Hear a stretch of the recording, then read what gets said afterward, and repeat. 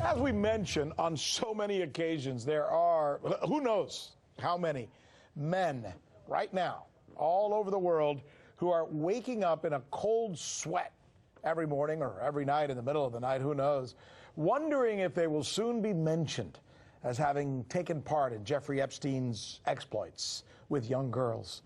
That's got to be a troublesome situation, right? Well, tonight there are significant questions about whether one of them is a former Prime Minister of Israel. His name, Ehud Barak.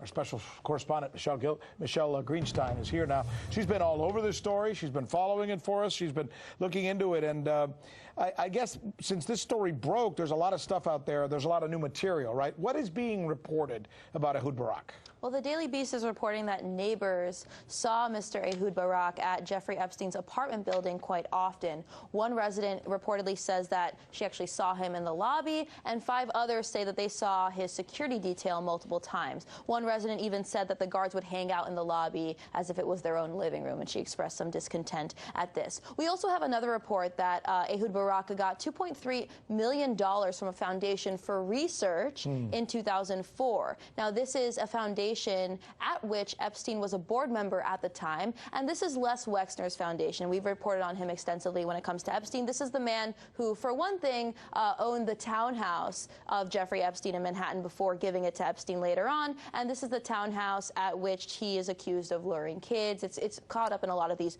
court documents. And of course, this comes after we have multiple Israeli outlets reporting that Epstein Epstein-connected accounts or foundations gave at least $3 million to Mr. Ehud Barak over the years. And a lot of people would say where there's smoke is fire, but on the other hand, we journalistically have to give him the benefit of the doubt. Just because you know somebody doesn't mean that you're guilty, even if you visited their house. So what is he saying? I imagine he's got some comment on all of this. Sure. So he's saying that there's no wrongdoing. He even said, hey, there's not even the faintest suspicion of wrongdoing on his part. In an exclusive interview with the Daily Beast, he did admit to visiting Jeffrey Epstein's private island, and he did say that he met Epstein, quote, more than 10 times and much less than 100 times. But that he... Wait, give us that number again so we can take it in. I don't know if... I don't want you to get too confused. It's more than 10 times, but, quote, much less than 100 times. That's a whole lot.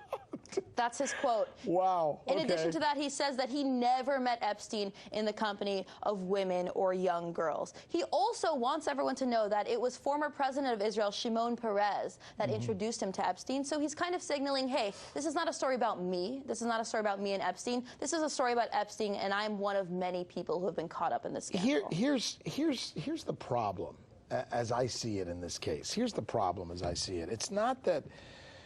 and it's not just with Ehud Barak, it's with everyone. Sure, just because you visited his house doesn't mean that you had sex with young girls. But it does mean that you must have seen something or turned your eye at some point at something, because from what we're hearing, there was stuff going on around Epstein all the time. That's right. How do you visit him 90 times and say, oh, no, nothing? You know, it was like visiting Mother Teresa. Right. There's no smoking gun yet that Ehud Barak, was involved in sex trafficking.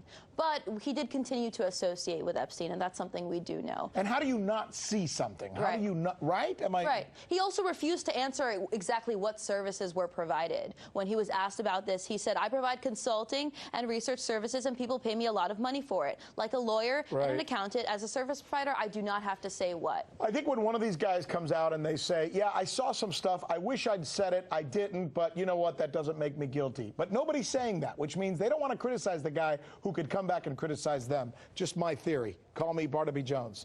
Thanks. Appreciate it. Thanks.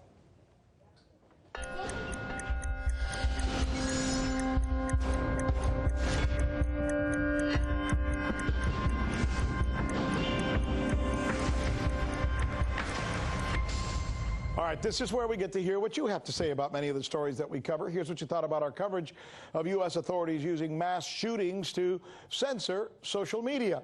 The Beast says just another excuse to reduce our rights until we have none left. Pat says social media companies are nothing but data collection agencies. They must be dismantled. Jimmy Parker says, look, I don't use Facebook, Twitter, or any one of these, nor do I Nor do I use dating sites. Well, thank you for sharing that with us.